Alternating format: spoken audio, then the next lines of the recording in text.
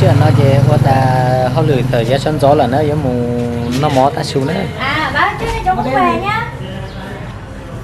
Vâng. muốn nó thì cũng nói dùng thì cho cũng nhiều kì họ lười thì giống mù nó ít rồi mó kì nữa nó chuyện nó cho nên sẽ bên bàn nó như ta xin nó nữa bọn anh cũng thế là bọn em không dùng.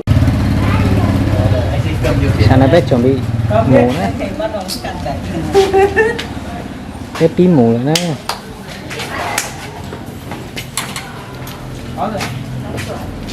chưa đọc cửa sập cửa ấy ạ em dinh với chưa để giảm giờ lao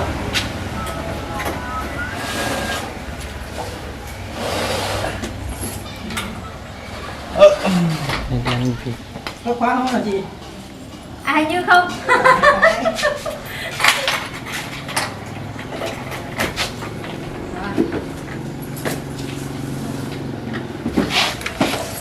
anh nhớ hôm trước anh vừa nói xong anh đi phạt Cái này dưới. kéo thế nào đây này? Kéo chị thấp đi. Ông cha kéo thế nào? Em kéo cho. Kéo chị đây. Anh nhớ hôm trước vừa nói xong em đi phạt dưới. À em cần phải trả 100 đấy. Đúng rồi, dưới là anh em tính vào đấy rồi đấy. Tính gì?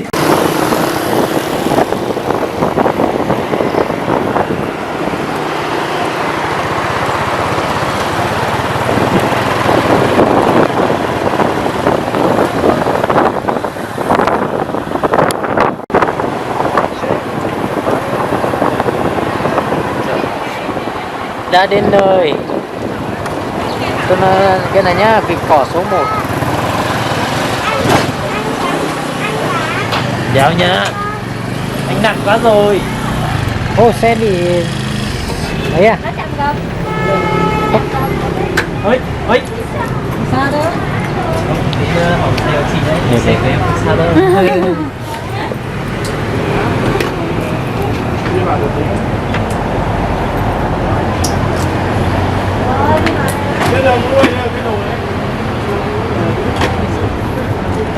đi vô bên nào đấy bên này à Hai bên. Bên này luôn đi. đi bên này hello ra có xe hello hello hello Hello bé Thành. Hello bé Thành. Thế Thành ơi Thế Thành Thế Thành ơi long time no see Để anh với chú đi tân chuẩn để anh lắm mà. Không muốn ngồi đây. thật á không muốn ngồi trên này hả đây rồi với Thành muốn ngồi trên này thì lên trên thôi Lên trên kia không ngồi được. dạ Ôi chắc ngồi ghế thôi. Ngồi ghế. Thế ngồi ghế đi. à thế thì với Thành Được. Thế thì ngồi đây nhỉ bé Thành nhỉ? Ngồi ghế, bố cho con ngồi ở góc kia đi.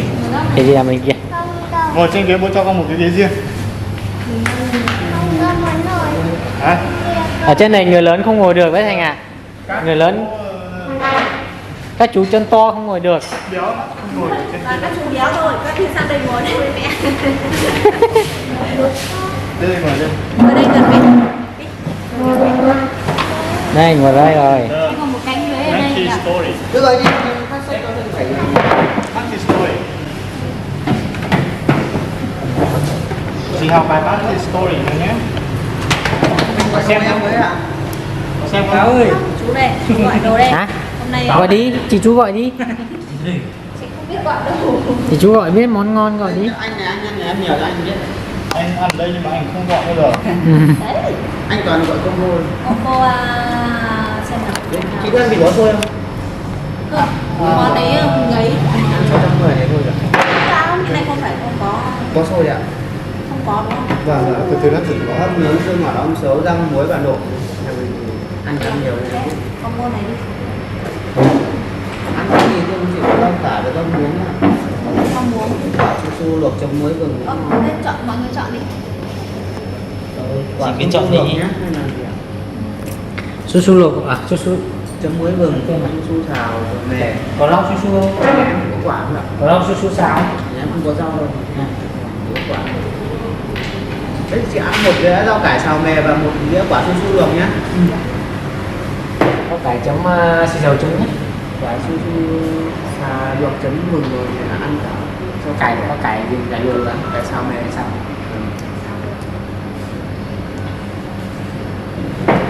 Uống nhiều không? Ông nhắn có ngô đi, ngô chiên. Vậy thành ăn cái gì? Ăn ngô, mình uống coca phải không ạ? coca với cam. Làm coca làm coca.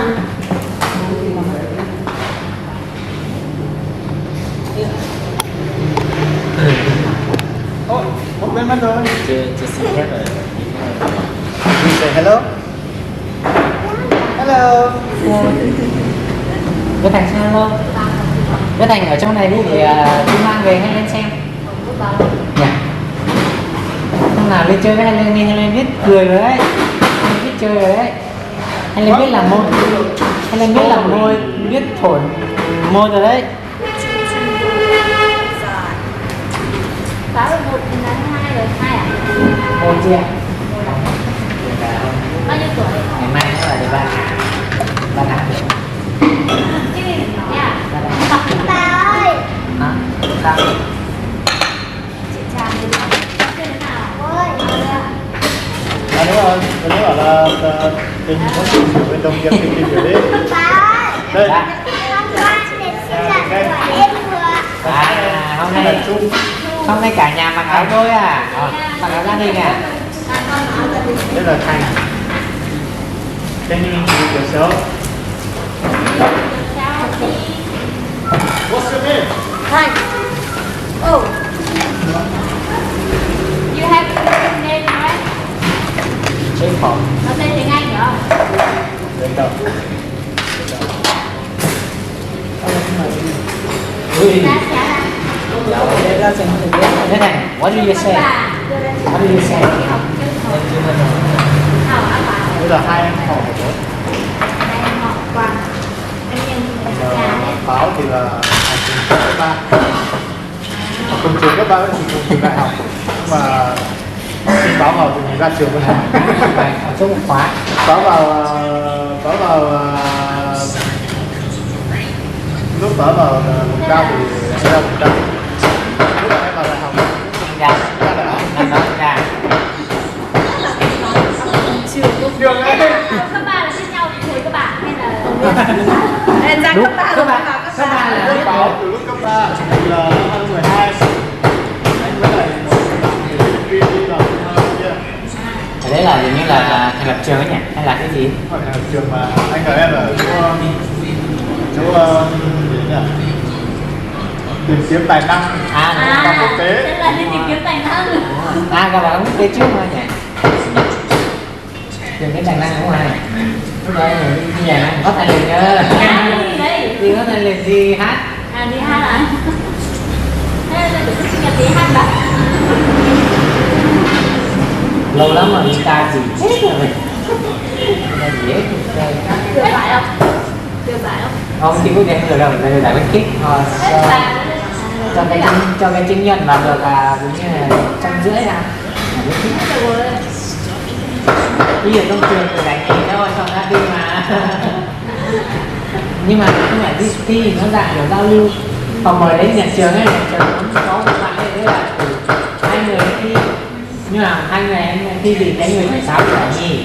Như là khuyến khích, có ai giải. Mình không cần dụng cụ gì, cũng phải khuyến khích. Đấy là người nước ngoài đó. Ba quốc tế là về đây thấy thành vật đấy, ông muốn quảng bá. Philippines, Quân. Thế vào với lại Du là biết nhau lâu rồi. Mình xuống đây học rồi biết. Gần là ở trên Bắc Cạn là nhà nhau. Cùng em ở Hà Giang rồi. À thế à? Hà Giang à? Hà Giang.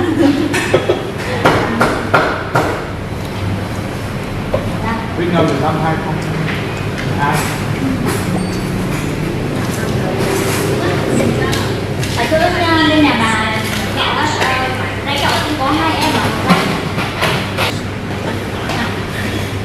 Cái bên chị quất đấy. Quanh quất rồi bắt đầu không. Có một cái Đây rồi. Nước ngọt. thứ ba à? Nhưng mà còn những cặp còn Đây đây, hôm sau em rồi. Cái cúc ở đấy bắt không đấy. Còn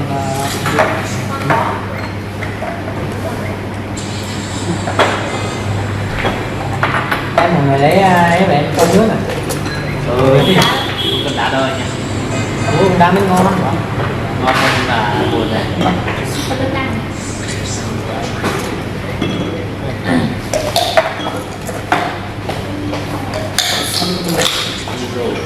Cái này kìa.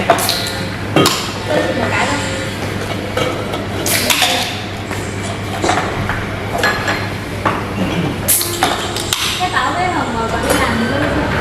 Tôi làm được hơn 5 thôi. Tính ra là phải là tháng 10 2018 chưa rồi làm. Có mua đâu, chưa có mua được. Sao ạ? Năm cũng như thế. Cũng đúng không ạ? Còn em là Thế nó ăn cơm tháng. sáng. Nó lấy vào mới làm được nó lạ quá. Vâng. Cái to thì nó ăn cơm đấy thấy ăn thịt Có giai đoạn từ tháng Vì chương trình bắt đầu thì thực nghiệm đấy tháng 10.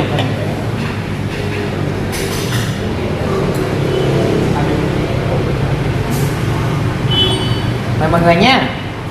Mời mọi người ăn cơm.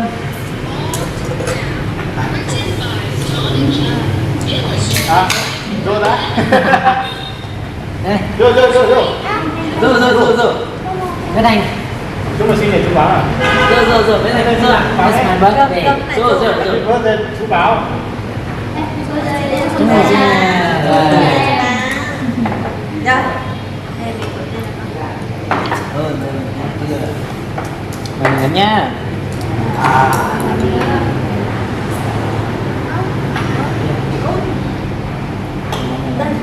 Đúng mới hả?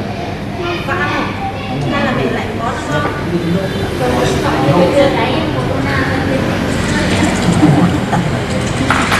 Lúc chồng mình chặt tiếp đi nhỉ? What thì nói lần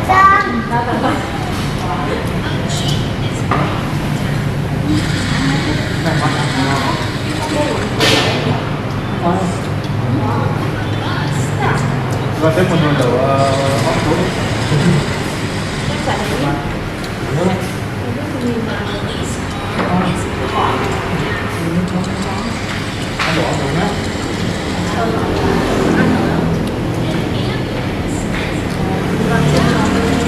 Em cho anh xem lại cái combo vừa nãy bạn.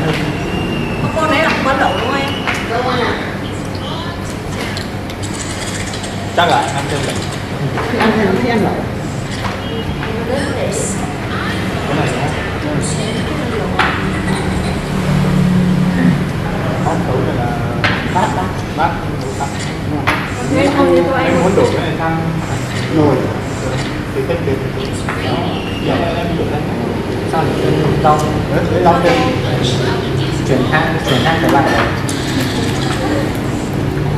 Cái đây là một cái bát.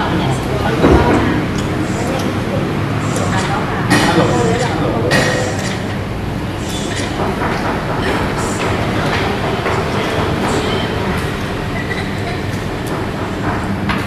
lên hoa không? Có chị ạ. Thì có không biết đi theo mềm hay không? Hoặc mấy trăm. Tiêm vào mũi nào? Tiêm mũi đấy là trẻ con ai cũng thế. Là mình cái xương khóc lên. Lần sau mà đau không? Lần sau không đau nữa. Nó chỉ có đúng cái mũi đấy thôi. Mũi đầu tiên mà tiêm vào đùi thôi. Đấy, mũi đấy là hầu như là đứa bé nào cũng khóc và đau ấy, sốt. Nên không nhiều mà khóc 2 chân rất là giữ luôn khoảng 10 phút mà nó thích. Thế thì sao? Không như Sau là nó mệt sau là nó cứ là người ta ấy, mình mồ hôi ra mặt đỏ ngày xưa Thành nó còn khóc cả đêm sáng nó lên được cả đêm mà nó Anh ơi, cái combo của anh là 610, em chuyển cho anh một om nó thành 670.000. Vâng. Xin 60.000.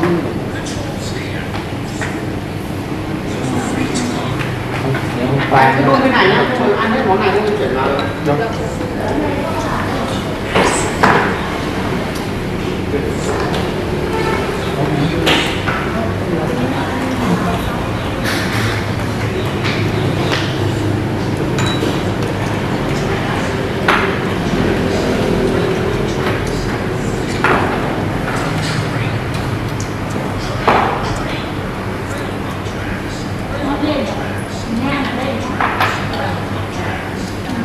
từ lúc sinh viên em đã được ra bán cái này Ăn ở đây mấy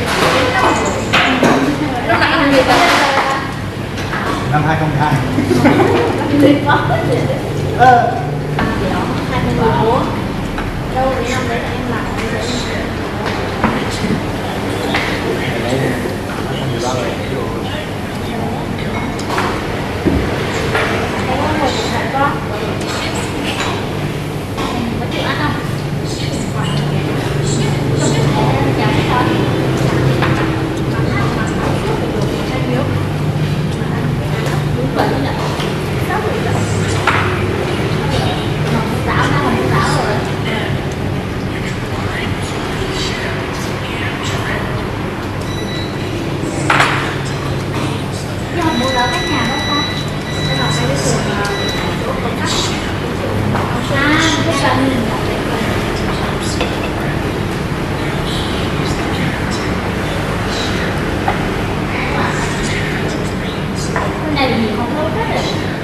Lâu quên rất là chết đến đâu á? Là trẻ mầm non chắc học online. À đây nhỉ? Mầm non nó đi học online thì đi chơi. Em phim. Cô lên cô bảo.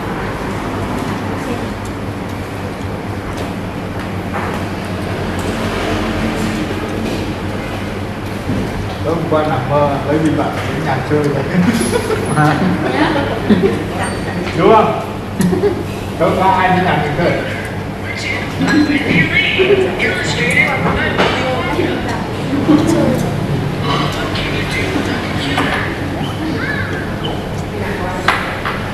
Thế buổi đi có đến chơi không?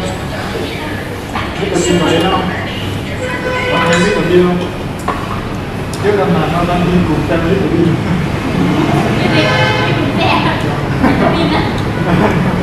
Làm hẳn biết còn đi.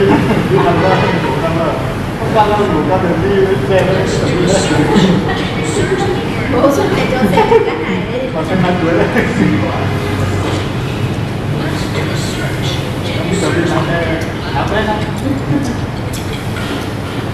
Nó ngồi trên đỉnh chơi sao mà.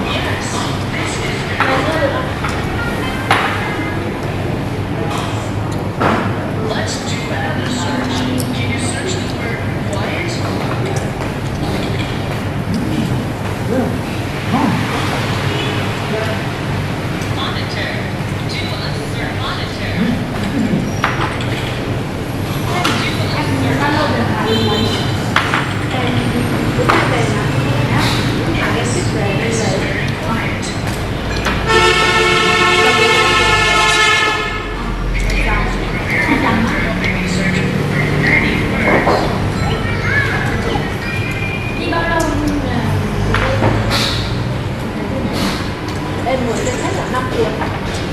5 cuốn. Sáng thì xưa đấy.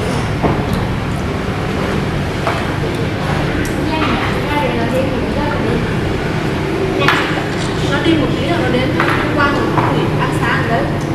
Sau rồi nó đi đèo một cái là gần 11 giờ này nó cũng về đến trên quê rồi.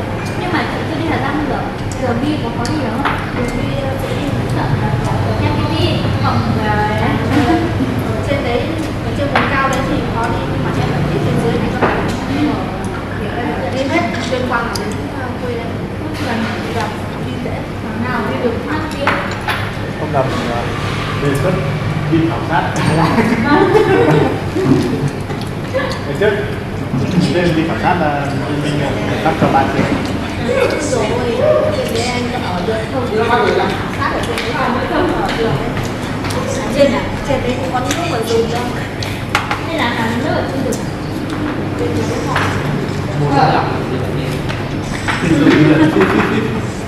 không có đào vô mà nhà nào cũng xây rồi đấy. Mưa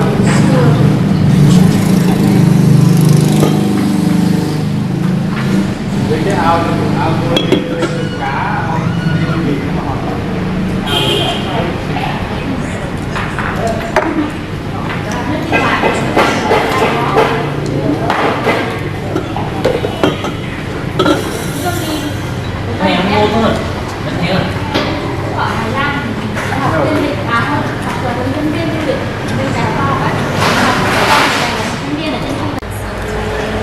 Bây giờ ăn hết thịt rồi là ăn lẩu nhá.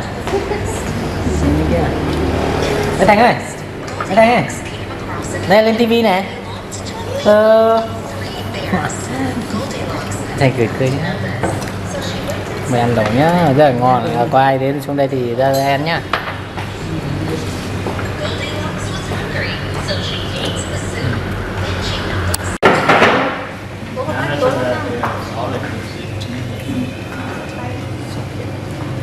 Nó xem là cái nào tả nữa. Tả thêm một chế thôi. Một đĩa bún ăn chưa hết. Hỗ trợ tuần sau đây thì sẽ có video. Ok. Let's go. Nó sẽ biết là một tả biết là một chế nữa. Gu này là không đi rồi. Đây là một chế một hộp cà phê thôi. Chung một cà phê ha. Bây giờ ta chưa biết trên trong một hộp được. Giờ nó biết là rồi Vincom Thái Nguyên nhá. Đây là hộp cà phê.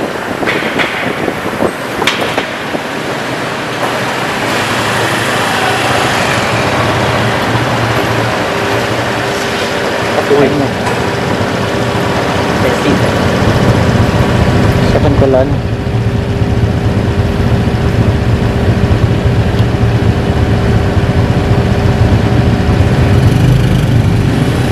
Nó chỉ cho lúa Vincom Thái Nguyên nhé.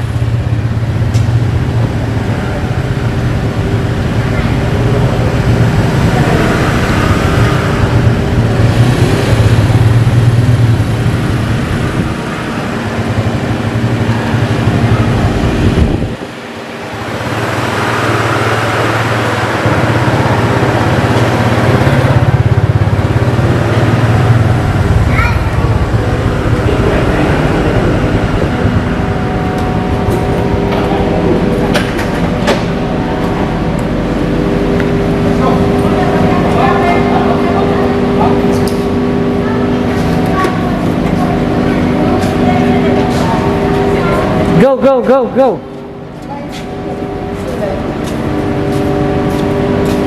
Đây cháu. Bé Thành ơi. Đây. Lúc này bạn phải là nhớ rõ cái chi mất tiền Nó chỉ đánh đồ nè. Thì cái mùi nữa này. Nó chỉ nó chỉ còn cái là gì tí chua nó. Và cái này chính xác đầy ta nữa.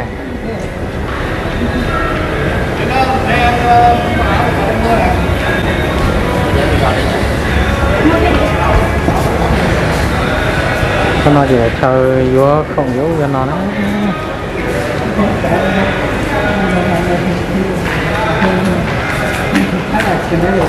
Xem nào.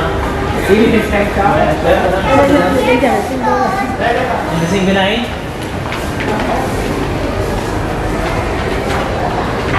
Cái một hộp cà phê không? Con nào cho cà phê nữa. Cho hộp cà phê nào nữa.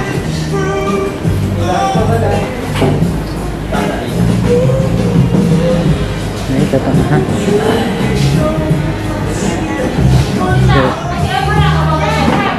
Tao đâu ở đây? Anh kêu gọi đồ đi, anh gọi ông ấy. Cái này rong.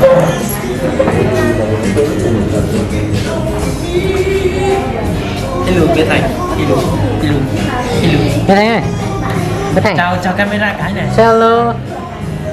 Bé Thành thử làm zombie nào. Chào thằng cái nha.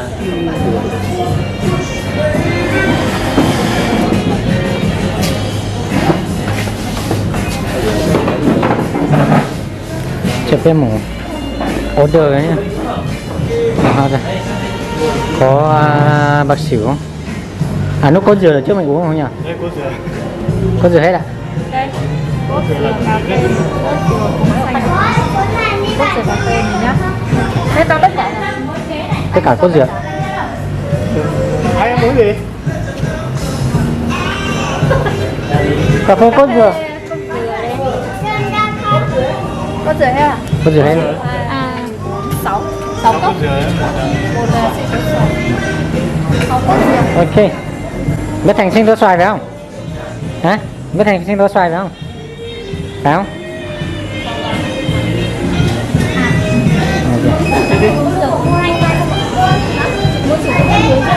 Tôi học cho nó đấy. Hướng dương đi. Con lấy hướng dương anh. mà lấy luôn dương đi. Hướng dương. Chị muốn đổi một đổi sang cái cốt dừa cồn xanh. Đổi một cốc dừa cà phê sang cốt dừa cồn xanh. Ok.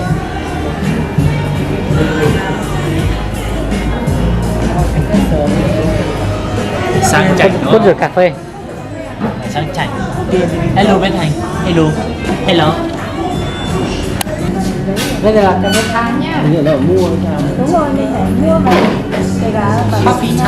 chấp nhận luôn sự của ô tô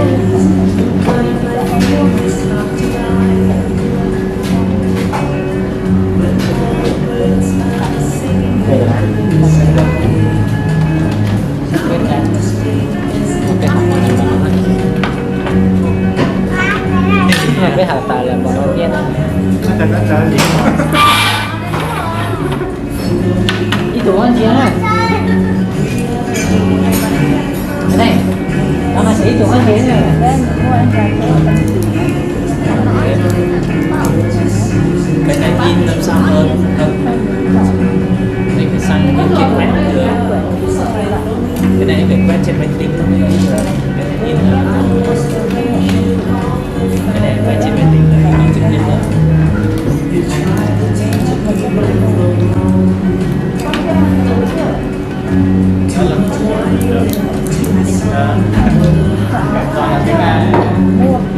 Em phải thêm nha.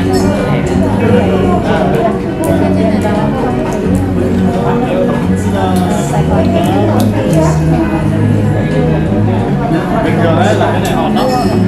Cái trần ở đây nên mình không nhìn thấy đi. Cái thế là gì? Thường có sẵn cái bán rồi. Nếu bây giờ mà đặt mua thì sau này anh chỉ bán Em đẹp.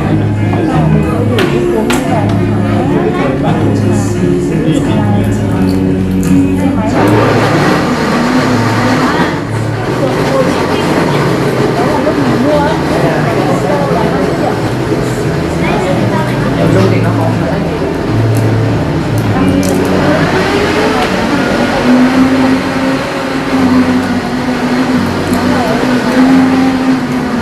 bình thường là mọi người làm có thể là mua để đủ những người triệu một người sau đó rồi để người làm bán được bán được những khu những cái Lên xem.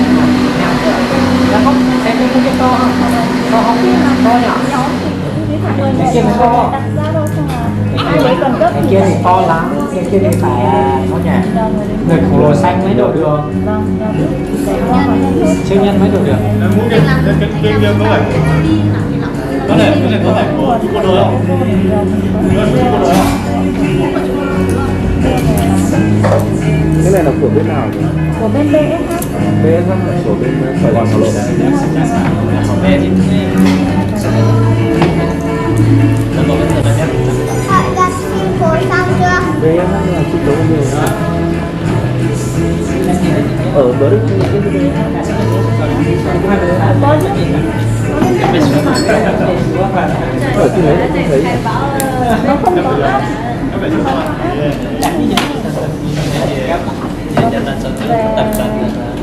Cho bé tụi nó bé. Tụi nó không có lên. Nó có đủ nhá là cái thời đấy nhá là. Cái này có bảo hiểm 3 triệu. đúng rồi cái này là Đấy, nhân dân 3 triệu.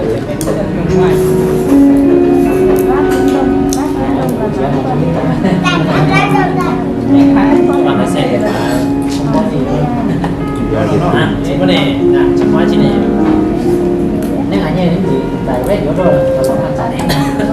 chỉ sinh còn Nó lo áo cái này này. Nó về Không không? có áo cái can này. Nó có cần con mình con thì mà cái cứ vào chứ. Hay là cái vào tìm đồ hay là nhưng mà nó có gì nữa chứ có thừa. ba này nó có đi nhân sọ này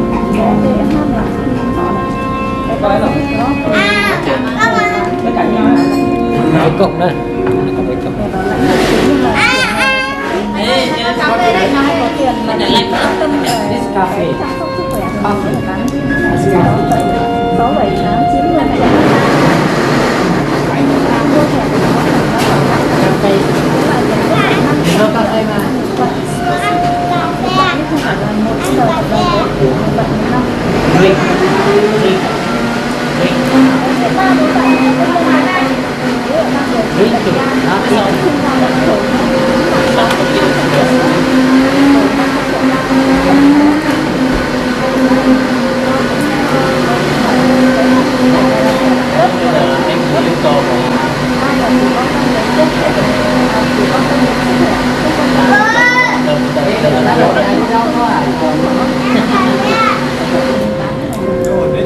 Rồi có cái bảo hiểm này. Bảo hiểm này trước bọn em cũng hay bán cái thẻ bảo hiểm nhưng mà từ lúc có PPI là chẳng ai bán bảo hiểm nữa thì thẻ của PPI này thành giá họ chỉ hơn là tiền lợi nhiều hơn. Đó đa Cái bảo phần hiểm miễn phí này nó giống như trước mua ở đâu hỏi. đúng rồi anh không Cái của anh là bảo hiểm. anh mua đấy là hỗ trợ viện phí, hỗ trợ đấy nhé, cái viện phí này nó sẽ chia ra làm hai cặp lại là hỗ trợ và bảo lãnh. Ví dụ bảo lãnh thì người ta sẽ quan tâm là anh làm việc bao nhiêu tiền, hóa đơn của anh là bao nhiêu. Ví dụ anh là họ dự trả với anh là 25 triệu, Còn bán cà phê, cà phê. hóa đơn của anh là 15 triệu thì anh vẫn còn cái quỹ là 10 triệu. Lần sau anh đi viện nhưng mà cái hỗ trợ này không quan tâm là anh đi viện bao nhiêu, nó chỉ trả tiền mặt thôi. Như loại 500 thì đấy là anh vẫn cứ 500 triệu thôi, 1 triệu thì nó sẽ 1 triệu. Cái loại hỗ trợ này là nó vẫn trừ ngày thôi. Đúng rồi, 5 ngày một. 5 ngày thì sẽ từ đầu đến đuôi, 5 ngày thì Chụp phải lại nữa. cá cờ đấy. thường thì ví dụ như Con hào khác chắc đêm chắn là 10 được giờ này đêm mấy đi cái làm cái nữa hào nhưng mà này. lúc luôn cái nó không tính này. Dưới 5 ngày thì chỉ 1 ngày là từ 5 ngày trở lên là trừ 2 ngày.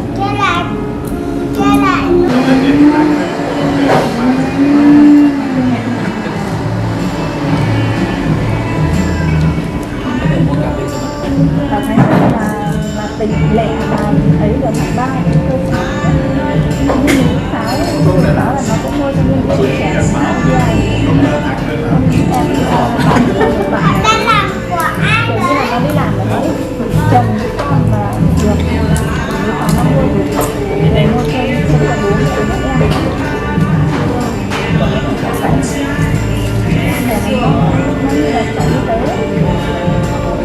Những cái này là nó chỉ cứu tỉnh cái tuyến huyện không phải không? Tức là nếu như mà ngoài 3 cái bệnh viện này thì nó không bảo lãnh thì mình sẽ trả tiền. Trả tiền thôi à, còn bao nhiêu tiền tôi mới đầu nhá. Trả tiền cho bệnh viện trước, sau đó thì lấy hóa đơn giấy tờ về thì bên bảo hiểm viện lo. Nó thành cảm giác là thao. Nó thành sinh ra thao mà.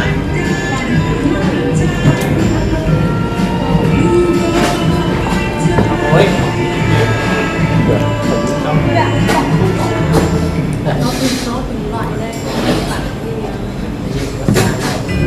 Cái nó cũng tương đương với bảo hiểm y tế. Bảo hiểm y tế thì là chỉ chi trả cái 7%. Trái tuyến là 7%. Sao trái tuyến là khoảng 70? Trái tuyến là 70%. Nếu như mà thẻ mà mình mua tự vệ ấy, thì phải cả đến dân tộc thì nó trả là dân tộc. Còn thẻ dân tộc hay là tùy vào cái loại thẻ Cấp gì cũng không, quan trọng là cái nước mà nó là nước nó trái tuyến, nhưng mà em phải trường hợp cấp nước chỉ giảm 5%. đúng không? Cấp Nhưng mà nếu là trái tuyến thì chỉ là 100%. Cho nên sẽ là Chưa nó biết là học coffee là nó tạt gì không đó mùa hoa lửa nữa. Theo cà phê là lúa thì cụm cà phê nó nữa họ tạt đi mùa hoa lửa cho gia trồng đu nữa nó chuyện là giờ trong Thái Nguyên này